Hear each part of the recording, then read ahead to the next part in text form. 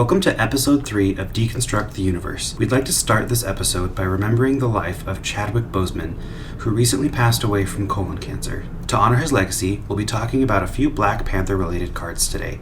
Black Panther, Black Knight, and Ebony Blade. If you'd like to view the cards and the card art we talk about today, head over to our Facebook page to view the posts as we reference them. Justin will be deconstructing Black Panther first, so let's get right into it. The first card we'll take a look at is a supporting character, Black Panther, from the original Marvel Battles set.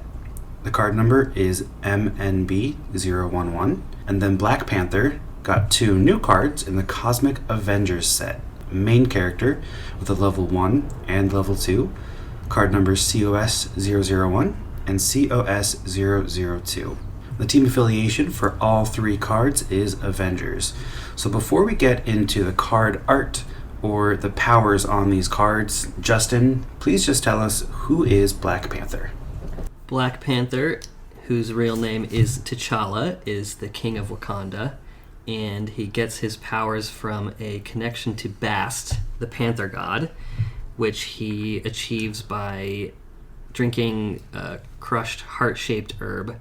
And with that, he gains the shared knowledge of all the previous Black Panthers, and as well as enhanced strength and reflexes through this mystical connection. He's a very smart character as well, almost as smart as Tony Stark and others like him. And he wears an all-black Panther-esque costume made out of woven vibranium. He's also the first black character on the Avengers, as well as recently he was the first black leader of the Avengers. Great. Well, let's take a look at the supporting character that came in the Marvel Battles box. Black Panther is a supporting character with Ferocious. That's his only ability on this card, and I'm sure it was great at the time, but we've definitely come a long way. And we have cards that have Ferocious with a lot of other abilities on them as well. There are 2 main characters for Black Panther, a level 1 and a level 2. Both of them came in the Cosmic Avengers set. The level 1 has Bulletproof and Leap, which does carry over to the level 2. And his level up ability is Passing Down the Knowledge. So let's take a look at Bulletproof and Leap, Justin. All right, so Black Panther is bulletproof because he has a costume woven out of vibranium, and vibranium has one of its many properties, and one of vibranium's many properties is the ability to absorb all kinetic energy.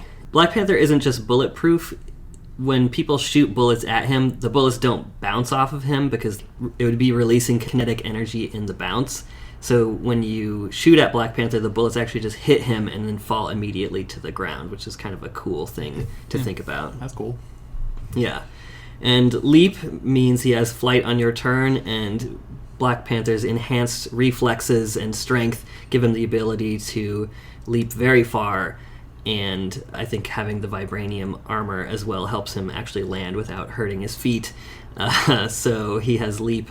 It actually looks like he's leaping on the card, like probably over the wall. The wall there. Yeah, the fortress of Wakanda. Some good art for that. And his level up ability, Passing Down the Knowledge. When 1 or more equipment, plot twists, or supporting characters are put into your KO pile from anywhere, Black Panther gains an XP. What does Passing Down the Knowledge mean?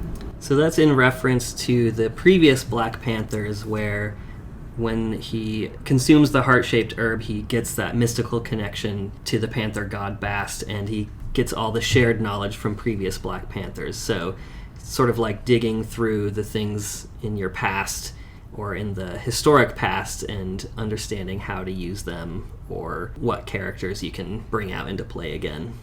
And I think we saw some of that in the movie as well. I Yeah. think he was able to kind of commune with his ancestors, which is conveniently the name of the level 2 ability, which is a build ability. It costs an intellect, which is a yellow. Put an equipment, plot twist, or supporting character from your KO pile into your hand. Yeah, so Passing Down the Knowledge symbolizes all of the things that came before you, whereas commune with the ancestors means accessing that knowledge and being able to actually use it in the present day. I love it. Makes sense to me. Yeah. Well, let's take a look at the card art. This is from a Wolverine comic from 2007. It's issue 52 and page 9. The penciler is Simone Bianchi. The inkers are Simone Bianchi and Andrea Silvestri. And the colors are courtesy of Simone Peruzzi. What can you tell us about this artistic team? So this is a card art that I sort of overlooked initially. Like, I thought it looked cool, but then seeing it in the comic itself, it actually turned out to be even more beautiful than I had remembered, and it caused me to come back to it and look at it again. And it's actually maybe some of the best art in the game. In the comic itself, it's actually a double-page spread, so it's this really glorious picture of Black Panther leaping over the Wakandan wall, and he's kind of enshrouded in shadows, and he just looks like he's at the top of his game, basically. I mean, Wolverine's kind of looking after him, and he's sort of thinking, like, damn, he looks good. Like, he looks elegant and ferocious and powerful, and when you look at this art, it really comes together, and it I would say it achieves that. Fun fact is that I didn't realize Wolverine was in this art at all until today, so that shows my attention to detail. Something I like is that I don't think this has been cropped at all. If you look at the original picture, it's one of the few cards that I really don't think has been cropped. Maybe the bottom a little bit, but Yeah. because it's a wide image, it looks like we get almost all of it. On the right, a smidge too, so I think there's a very, very small amount. They really did a good job at keeping the full integrity of the art. Mm-hmm. And Simone Peruzzi, the colorist for this image, was the inker for the cover of Utopia, which gave us the hammer plot twist, "The world is a madhouse." Okay. And Simone Bianchi you can find on Instagram at Simone Bianchi Art, on Facebook at simone.bianchi.376, on Twitter at sbianchiart, and his website is simonebianchi.com. And he does a lot of paintings, actually, and I think this drawing has a lot of painterly qualities, especially with Simone Peruzzi's colors, who you can find on Facebook at Peruzzi-Simon. And the inker, Andrea Silvestri, I couldn't find anywhere online. But together, I think the artwork has a very painterly effect, and it looks really nice. Yeah. Mm-hmm. So the writer for this issue was Jeff Loeb. Now, Jeff Loeb is an interesting character, and you may have heard his name before. Jeff Loeb was the executive vice president, head of television from 2010 to 2019, overseeing shows such as Agents of S.H.I.E.L.D., Legion, and all of the Netflix stuff like Daredevil and Jessica Jones, and even the Inhumans TV show, because that happened. Justin, what else can you tell us about Jeff Loeb? Jeff Loeb has a pretty storied career in comics. I know at Marvel he happened to write a series of mini-series based on Marvel's properties that were kind of color-based. So one of them the first one was, I think, Daredevil Yellow, which talked about the early years of Daredevil in his yellow costume. And then there was Spider-Man Blue and Hulk Gray, talking about Hulk in his initial gray years. And Captain America White was another one. There might be others as well. Generally well received, but Loeb himself is not without controversy at this point. Oh, really? Care to elaborate? Based on what I've read online, he possibly said some racially insensitive things and kind of sparked some outrage. So him stepping down from Marvel's TV division might have something to do with it. It might be a coincidence, but yeah, don't be racist, people. Don't be racist. It's that easy. All right, let's take a look at the story here. What's going on in issue number 51 of Wolverine? So this issue is kind of more or less a classic Wolverine versus Sabretooth issue, but in this case, Black Panther also gets involved. Wolverine is in Wakanda, and I'm not quite sure why. I didn't read the lead up to it, but Sabretooth is there as well. Wolverine's been having nightmares about sort of prehistoric Wolverine-esque characters, and they're riding these giant prehistoric mammoths. and he's maybe trying to sort that out. But Sabretooth gets in the way, and he takes off, and Black Panther pursues him, which is what you're seeing in the art, and eventually they catch up. Wolverine cuts off Sabretooth's hand, as I think he is wont to do quite often, and eventually discovers that he's in the elephant graveyard with humanoid bones that sort of resemble the Wolverine-type characters from prehistory. I honestly feel like if you took all the pieces Wolverine has cut off of Sabretooth, you could probably just build a new Sabretooth. Sounds like a good future plot line. Do you think this artwork accurately depicts Black Panther? Yeah, I think it's great. It shows his power, it shows his grace, it shows him in a very dramatic superhero pose. He's got his flowing cape behind him. I think it's awesome. Looks like he's going somewhere, but let's say he were to go on vacation. Who would he take with him on vacation? That's a good question. I don't know who he would take nowadays, but at some point he probably would have chosen Ororo Monroe, aka Storm of the X-Men. They were married for a time. She was the Queen of Wakanda for a while, and she actually was the Queen of Wakanda during this comic as well. So that's who I'd have him take on vacation. All right. And if people would like to learn more about Black Panther, what is some recommended reading you have for them? You could pick up the latest run of Avengers, where he is the leader. I'm kind of mixed on the actual story behind it, but it is cool to see him taking up the head role for Earth's Mightiest Heroes. The other thing I would probably recommend, although I haven't read this one myself, is a run by a man named Priest. And Priest is a controversial figure in his own right. He is a black writer. He wrote for Marvel for a time, and he's basically the guy who looked at Black Panther and said, what is the king of an African nation doing palling around in New York with superheroes? And he kind of elevated T'Challa to becoming this figure of royalty within the Marvel universe, and really bringing out the power that he actually has in his lineage. And so I've heard really good things about that. I had heard a lot of hype when it initially came out, and then when the movie came out, that's kind of based on his run. A lot of people referenced, again, how good that run was. So I've been really interested in picking up that one. And like I said, it's kind of what the movie is based on, so you at least have a familiar starting ground. He also had the audacity to suggest that black writers could write non-black superheroes for Marvel as well. The nerve.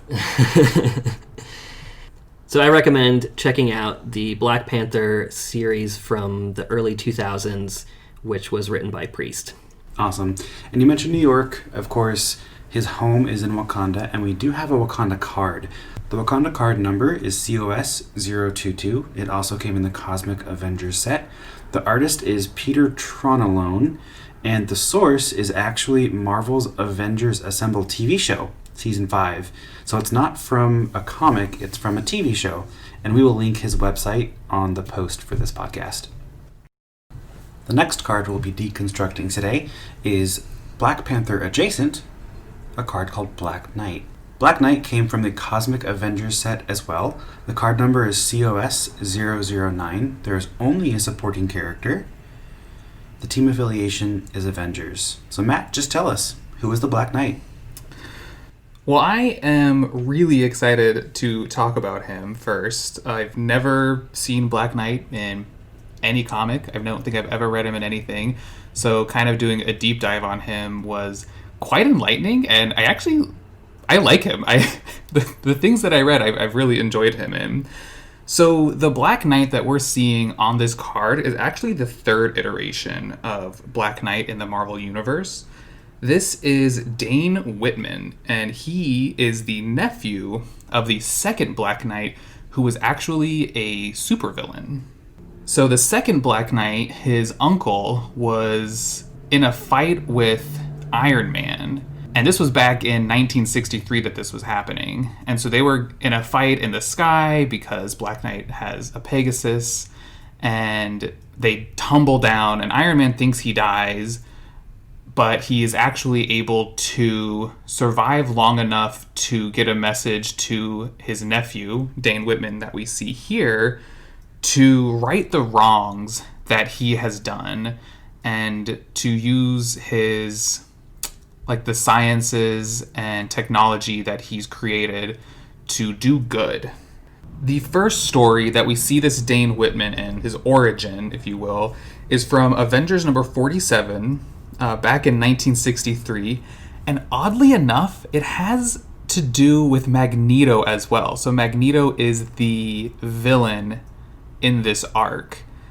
We have Dane Whitman here in his castle working on this machine that uses magnetism, and he's using it to reach out into space to try and communicate or find any alien life out there. And he starts getting these communications back, but the communications are actually from Magneto, who's been stranded on this asteroid by another being and left out there to rot.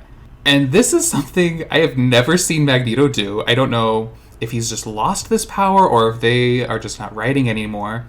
But Magneto was able to ride these magnetic waves back to Earth. So that's how he escapes this asteroid. He is able to like lock on to these magnetic waves, and Toad is with him as well. So he's not just riding them back himself. He brings Toad along with him.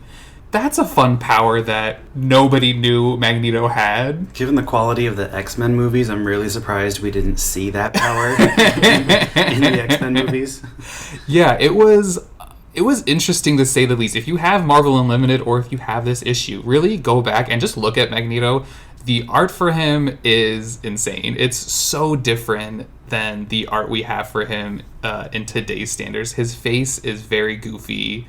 He doesn't look like the chiseled, well-mannered Magneto that we see today. It's a treat for the eyes. Again, that is Avengers number 47 back in 1963. So Magneto rides these waves back, and he is, with Dane Whitman, and he basically takes over the castle. He knocks Dane Whitman out and Dane's lab assistant. He knocks them both out, puts them away in a cellar somewhere, and he wants to try to start putting together his Brotherhood of Evil Mutants again.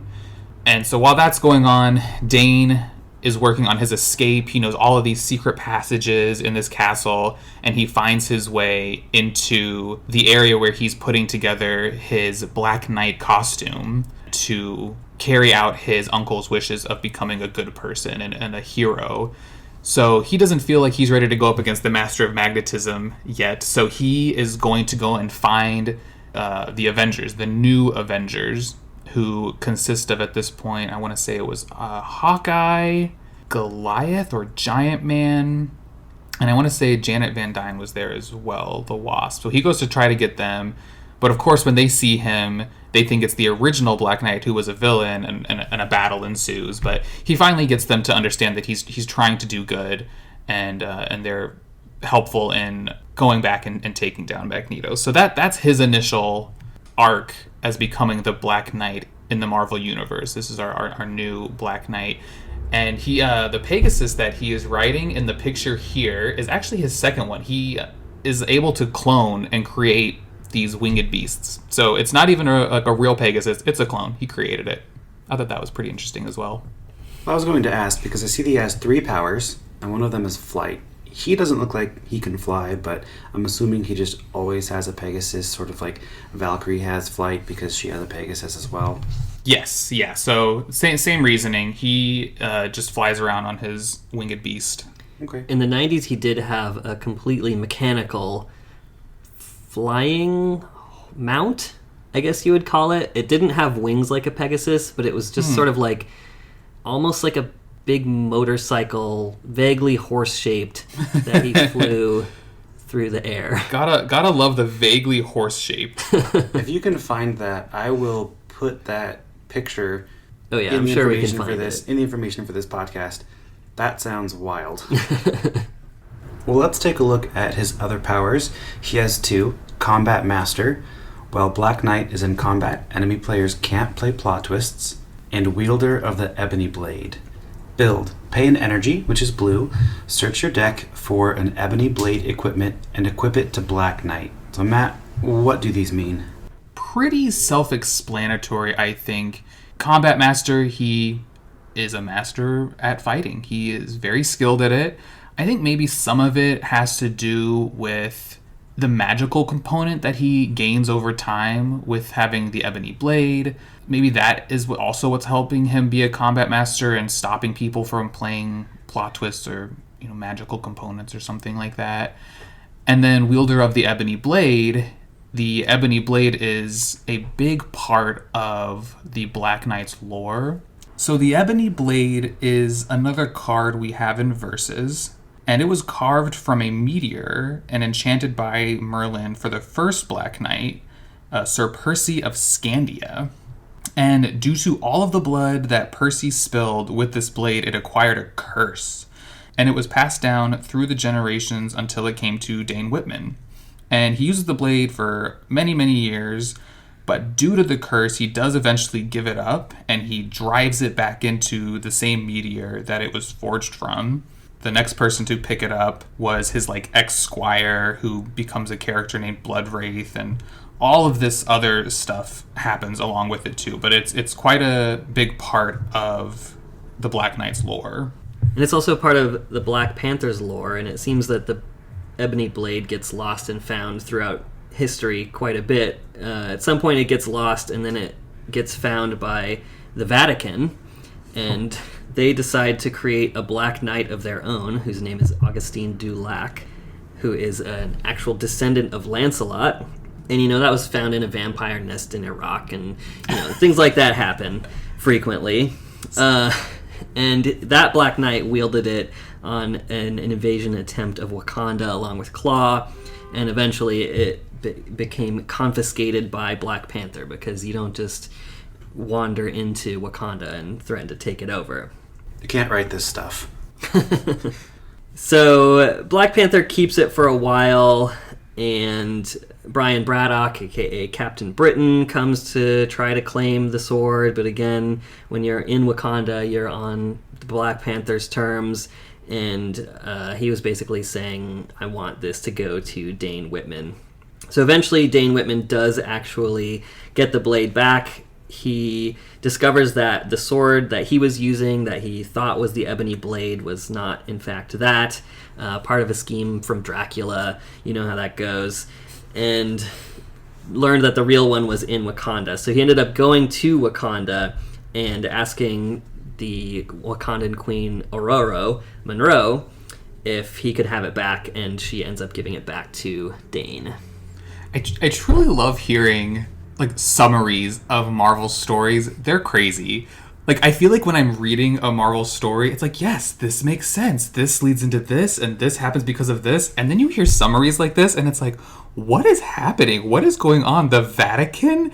They have a Black Knight assassin? What is happening? It's so strange, but when you're reading it and you're there, it's much more believable. It's a fun level of Marvel Comics, I think. For sure. It's like when you sing a song and it's great, but then when you do karaoke and you look at the lyrics on the screen, you think, this is nuts. Yes. Okay, well, let's take a look at the art for this card, which comes from Heroes for Hire from 1997. It's the cover art, and the artist is Pascal Ferry. Matt, what can you tell us about Pascal? So Pascal has been working with Marvel for quite a while. Looking at Marvel Unlimited, the first work he did for Marvel was a Marvel Comics Presents number 171 from 1988. And then the newest one that he did was actually a short story in the Marvel Comics number 1001 that just came out last year. So he's been with Marvel for quite a while. And it's really cool if you go back and look at some of his older work, even his Heroes for Hire that we see here, you can see a really nice evolution of his art style as it's progressed and as he's done more. In the 90s, you can see it had a very 90s vibe with this Heroes for Hire book. And then as you progress and you maybe look at his work on Thor with Matt Fraction around 2010, or his work on Ultimate Fantastic Four, I believe around 2006 or so, he really does a lot. He has a lot of growth. And maybe it's because he was going from hand-drawn to digital art that helped him make that leap. He's definitely gotten a lot better. I enjoy his art a lot more in the newer pieces that he's done. It's really beautiful. I highly recommend the Thor run with Matt Fraction. I read that one when it was coming out, and it led into the Fear Itself arc as well, which I really enjoyed. For this Heroes for Hire arc, it's very 90s. So this was in 1997. It's number 14 for Heroes for Hire. And you can just look at the cover and it feels like a 90s comic book. The portion in the top left where you see all of the characters' faces, that's a very 90s vibe with they were doing with comics back then. But even the coloring style and the line art for the characters on the interior as well, it's very, very 90s. And when I read this, I really loved it because of that. I read comics weekly, and everything is so modern in these days. It was really cool to go back and see and remember the 90s comics that I had read as well. And honestly, I really enjoy this cover as well. The coloring of it is really well done. You have this blue background with these bright oranges popping off. Then you have like the blue Pegasus with the bright fiery orange in the background as well. So there's a really good balance to the coloring on here. It's actually reminding me a lot of the upcoming Thor movie, Thor Love and Thunder. I feel like it has that same sort of coloring style and throwback to it. I mean, I guess this really wouldn't be a throwback because it was of the time, but it gives me that same sort of coloring and vibe to it.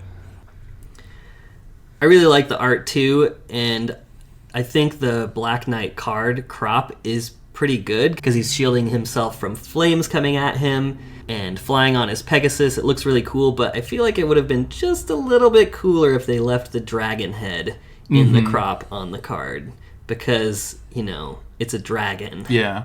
Dragons always make things cooler. You get the very tip of the dragon's mouth in the top left, like right underneath the 3 for his cost. And it's a cool looking dragon too. It is. It's all slithery and snake-like. Yeah. Okay, and this issue was written by John Ostrander. What else has he written? John Ostrander has done quite a bit, especially for Marvel. If you are a Star Wars fan and you read any of the Star Wars Legacy comics before Disney bought Star Wars and started the new canon, you'd probably have read some of John Ostrander's work. He has done well over 100 issues. And as well as Heroes for Hire, which was his longest stint for a Marvel Universe comic, he also did Punisher Volume 3 for about 18 issues. And then if you're a DC fan, he's done quite a bit for them as well. It looked like it was mostly Batman. And what's going on in this story in particular? So with this story, it's pretty self-contained. It is a Heroes for Hire comic book series, but this one really focuses in on the Black Knight, our Dane Whitman. There is a character who is doing some sort of malicious magic at the beginning, consorting with what looks to be a demon. And as the story progresses, we have 2 government officials coming to Heroes for Hire, and they specifically want to hire the Black Knight, who they also refer to as the Pendragon, to look into a businessman who is like cornering the market on gold.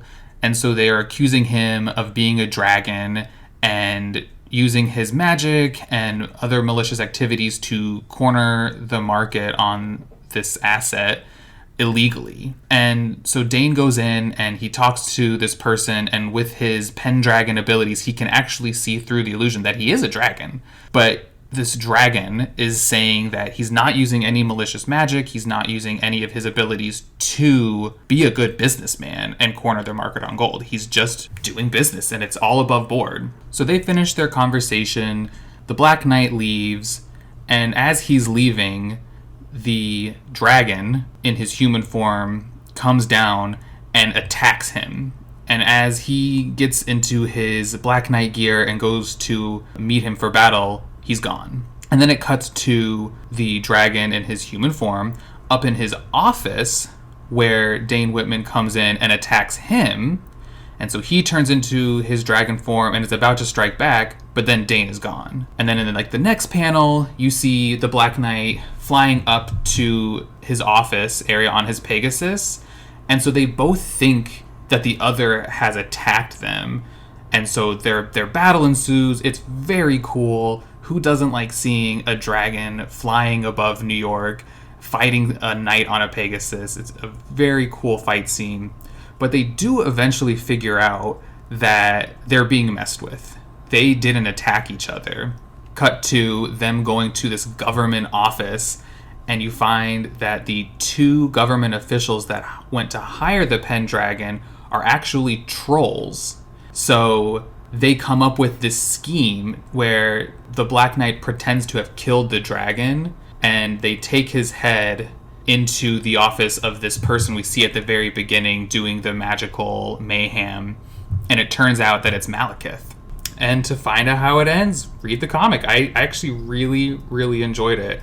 I always kind of feel a little uneasy going back and reading older comics because I'm like, are they going to be good? You know, they can be a little campy at times, but I actually thoroughly enjoyed this issue of Heroes for Hire. It seems like Black Knight has a habit of getting into a series of misunderstandings with other superpowered beings, and then eventually they resolve their differences and team up for the greater good. Well, in the 2 issues I've read, I think you're right. I'm waiting for that plot twist to come out in Versus. Something that is like a... Like misunderstanding? Yeah, Is that what it's misunderstanding. called? Misunderstanding? Yeah. I don't know what it would do. Like, you have two people on your side attack each other, and later they can team up or something like that. Or if you attack a character, if you would attack an opponent's character, you can play misunderstanding, and if that character survives the combat, you can bring them to your side and team attack another character that turn. I like it. There. You're welcome, Super Awesome Games. Is that the Ebony Blade in that picture? Yes. Yeah, that's it. So speaking of the Ebony Blade actually has its own card. It's also from the Cosmic Avengers set, and it's COS 021. The artist is Eric Powell, and the comic is from Black Knight 2015, issue 1, and it's a variant cover by Eric Powell. So before we talk more about the Ebony Blade, Matt, if Black Knight could talk with any one person, living or dead, who would he talk to? Oh, to be a little sentimental, I think he would talk with his dead uncle. I think it would be really cool for him to talk with his uncle and show him how he's taken on the mantle of the Black Knight and he's using it to do good, which was what his uncle wished for him. And if what we've talked about today in regards to Black Knight is interesting to you, be sure to check out the Eternals movie, because Black Knight will be in it. He'll be played by Kit Harington, who was Jon Snow in Game of Thrones. Sure was. I think it'll be really cool to see. All right, let's talk a little bit more about Ebony Blade. So we've talked about the art. Matt, give us a little bit more information about the properties of the Ebony Blade. So the Ebony Blade was, again, forged from a meteor, and it does have mystical or quasi-mystical abilities. It can cut through any physical substance with the exception of other enchanted weapons or extremely strong metals like adamantium. It can cut through mystical barriers, deflect energy when angled correctly, and absorb all forms of energy, including the Promethean flame. Something that's interesting about it, though, is that it cannot cut the wielder.